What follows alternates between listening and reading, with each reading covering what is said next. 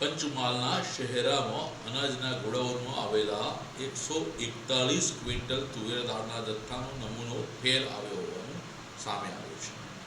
સમગ્ર મામલે તંત્રએ કાર્યવાહી કરીને દાળનું વિતરણ ન કરવા જણાવ્યું છે, જ્યારે આ તમામ જથ્થો જે તે એજન્સીને પરત મોકલવામાં આવશે તેવી પણ માહિતી મળી રહી છે.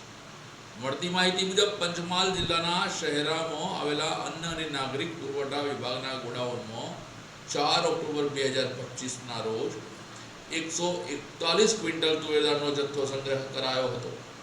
સંગ્રહ કરાયેલો દાળનો જથ્થો તાલુકામાં આવેલી પ્રાથમિક શાળાઓમાં મધ્યાહન ભોજન યોજનામાં વિતરણ કરવાનો હતો. જો કે નિયમ મુજબ ગોડાઉનમાં સ્ટોક કરાયેલ દાળનું અધિકારી દ્વારા સેમ્પલ લઈને ગાંધીનગર સ્થિત ફૂડ રિસર્ચ લેબમાં આપવામાં આવતું હોય છે, ચકાસણી માટે મોકલવામાં આવતું હોય છે. જો કે હવે જથ્થો મોકલવામાં તો આવ્યો છે કે ટેસ્ટ માટે, પણ પ્રાથમિક શાળાઓના બાળકોને આ દાળનો જથ્થાથી વંચિત રહી જશે. એનું શું કોઈ દંડાત્મક કાર્યવાહી કરવામાં આવશે કે નહીં,